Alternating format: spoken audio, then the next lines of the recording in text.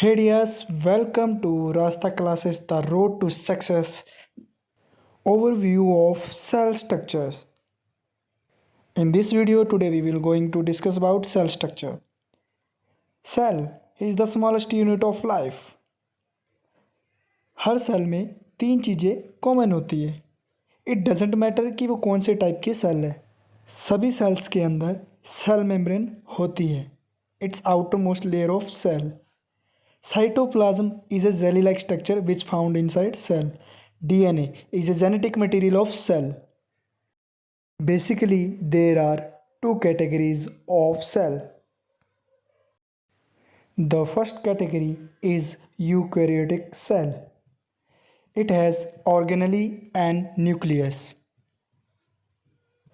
Eukaryotic cell बहुत ही complex और एडवांस सेल होती है जो कि प्लांट और एनिमल्स में पाई जाती है. सेल की दूसरी कैटेगरी है प्रोकैरियोटिक सेल. इसमें न्यूक्लियस नहीं होता और ना ही मेम्ब्रेन बाउंड ऑर्गेनेली होते हैं. जेनेटिक मटेरियल होता है किंतु यह जेनेटिक मटेरियल न्यूक्लियस के अंदर नहीं होता. सभी प्रोकैरियोटिक सेल सिंगल सेल और यूनिसेलुलर होती हैं such as bacteria.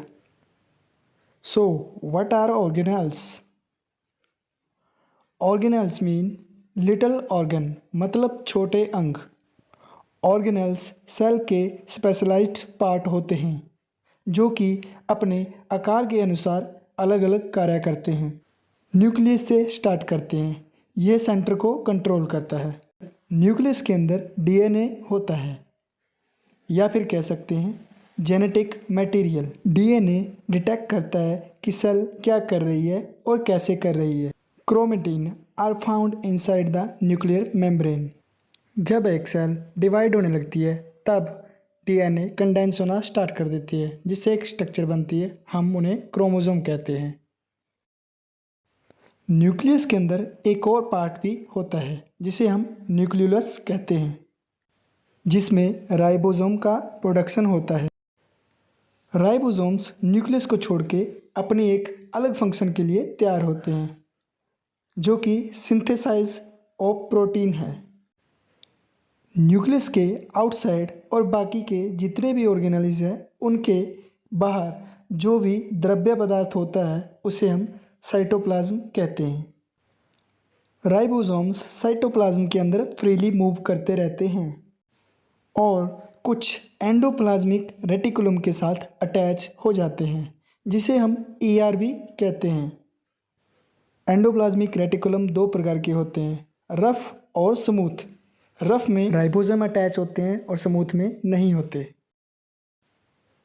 Endoplasmic reticulum एक वह मेम्ब्रेन है जिससे प्रोटीन पास अवे होता है जो कि राइबोसोम के द्वारा बनाया जाता है. प्रोटीन और अदर मटेरियल एंडोप्लाज्मिक रेटिकुलम से बाहर निकलते हैं वेसिकल के रूप में. यही वेसिकल जाके गोल्गी अपैरेटस या फिर गोल्गी बॉडी के साथ अटैच हो जाते हैं.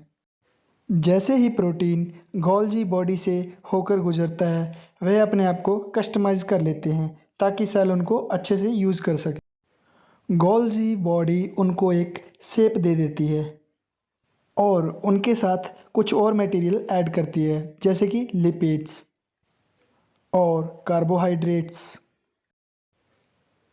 सैक लाइक स्ट्रक्चर को वैक्यूल कहते हैं जो कि डिफरेंट मटेरियल्स को अपने अंदर स्टोर कर लेता है.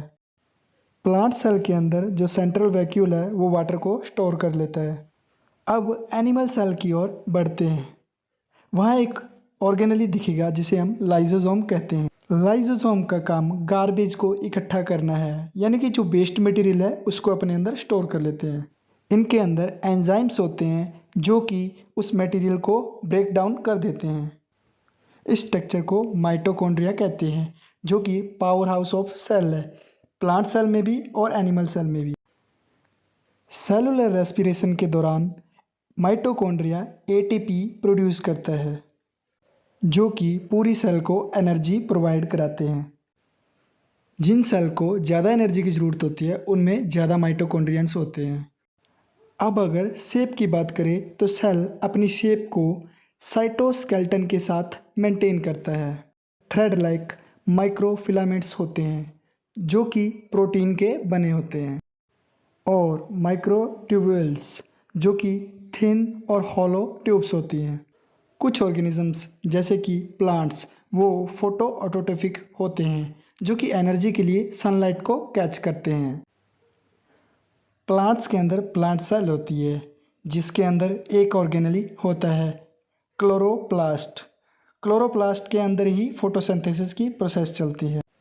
यह बिल्कुल ग्रीन होता है क्योंकि इसमें एक पिगमेंट होता है, वो भी ग्रीन कलर का होता है जिसे हम क्लोरोफिल कहते हैं। प्लांट सेल के अंदर एक सेल वॉल होती है जो कि सेल मेम्ब्रेन के बाहर होती है, जो कि इसको सपोर्ट, प्रोटेक्ट और शेप देती है। और एनिमल सेल्स के अंदर सेल वॉल नहीं होती। यूनिक स्ट्रक्चर जो कि कुछ सेल्स के अंदर होते हैं। चलिए आपको एक एग्जांपल देते हैं। ह्यूमन बीइंग के फेफड़ों के अंदर जो ट्रैक्ट होता है वो सीलिया से मिलकर बना होता है। ये थ्रेड लाइक स्ट्रक्चर होती है और वेव करती रहती है। इनका फंक्शन एयर के अंदर जो कण होते हैं उनको ट्रैप करना होता है और बाद में खांसी के दौरान हम इनको निकाल देते हैं। अब एग्जांपल लें बैक्टीरिया का, तो उनमें फ्लैजेला होता है। ये एक पूंछ की तरह होता है जो कि उनको लोकोमोशन और मूवमेंट में काम करता है। अगर ह्यूमन बीइंग की बात करें तो स्पर्म के अंदर भी फ्लैजेला होता है जिससे कि वो मूवमेंट करते हैं। यूकैरियोटिक सेल्स, इनको याद कीजिए, plant and animal cell with a nucleus and membrane and closed organelle. Prokaryotic cells are unicellular organisms without a nucleus or membrane and closed organelle. All cells have a cell membrane, cytoplasm and genetic material. Only plant cell के अंदर chloroplast होता है and both plant and animal cell have an mitochondria. So students, ये हमारे YouTube channel की पहली video थी। अगर आपने हमारे YouTube चैनल को अब तक सब्सक्राइब नहीं किया है तो सब्सक्राइब करके पास में जो बेल आइकन है उसे प्रेस कर लीजिए। लाइक, कमेंट और शेयर आल्सो, ताकि अगली जो भी वीडियो होगी डायरेक्ट सबसे पहले आप देख सको। स्टडी से रिलेटेड जो भी वीडियो होगी वो सबसे पहले आपके पास पहुंच जाएगी अगर आपने हमारे YouTube चैनल को सब्सक्राइब कर लिया तो। मिलते हैं अगली ऐसी ही इंटरेस्टिंग वीडियो में। तब तक के लिए keep learning, keep smiling and thanks for watching.